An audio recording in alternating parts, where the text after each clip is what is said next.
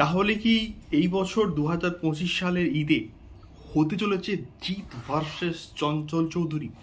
Hello guys, আমি Deep and welcome back to my channel Deep exclusive. So এখন আমি এই ভিডিওর মধ্যে বেসিক্যালি কথা বলবো দুটো বিষয়কে নিয়ে। অবশ্যই শাকিব খানকে নিয়ে কথা হবে, কিন্তু তার আগে আমি কথা বলবো অবশ্যই জিদ্দা এবং রফির কোলাবোরেশনের যে আপকামিং প্রজেক্টটা আসছে, যার নাম হচ্ছে লায়ন। সম্ভবত এই নামটাই কিন্তু থাকছে সেই পার্টিকুলার প্রজেক্টটাকে নিয়ে।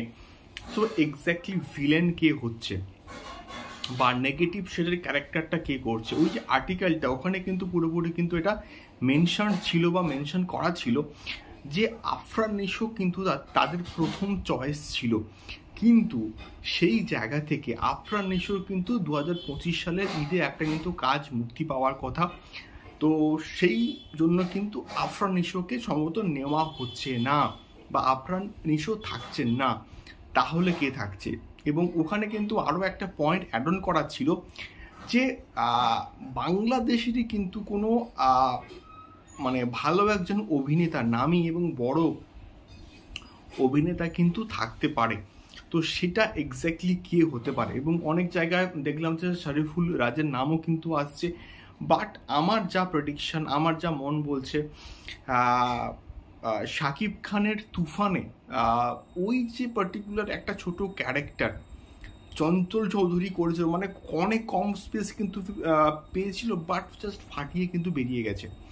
তো মেবি এটা হতে পারে যে চঞ্চল চৌধুরী থাকতে পারে জিদ্দার সঙ্গে, এবং জিৎ ভার্সেস চঞ্চল চৌধুরী এই একটা টাসেল কিন্তু হলেও হতে পারে। এবং এই খবরটা কিন্তু মার্কেটে বস ঘোরাফেরা করছে। দেখা যাক, অফিসিয়াল যখন এটা অ্যানাউন্সমেন্ট হবে আমি কিন্তু আরও ভালো করে কথাবার্তা বলতে পারবো। বাট এটা হওয়ার পসিবিলিটি কিন্তু অনেকটাই রয়েছে। সো তোমাদের কি মতামত এই বিষয়টাকে নিয়ে অবশ্যই কমেন্ট করে শেয়ার করো। দ্বিতীয়ত আমি আসবো শাকিব খানের দরদকে নিয়ে। সো দরদের গতকাল থেকে একটা খবর আসছে যে দরদের সার্টিফিকেশন হয়ে গেছে, এবং এটা এক্স্যাক্টলি কি সার্টিফিকেট পেয়েছে, এটা ইউএ পেয়েছে নাকি এ সার্টিফিকেট পেয়েছে এখনো অবধি কিন্তু খবর নেই। এটা এখনো অবধি কিন্তু সিক্রেট রাখা হয়েছে। বাট এটা যদি সার্টিফিকেশন হয়ে যায় তাহলে কিন্তু এটার প্রমোশনস ইমিডিয়েটলি শুরু করে দেওয়া উচিত, না হলে শাকিব খানের বরবাদের চাপে দরদ জাস্ট ধুয়ে মুছে যাবে। তার কারণ শাকিব খান যখনই কোনো হচ্ছে ছবিতে কাজ করা শুরু করেন, তার সেই ছবিটাকে নিয়ে কিন্তু একটা আলাদাই হাইপ সৃষ্টি হয়।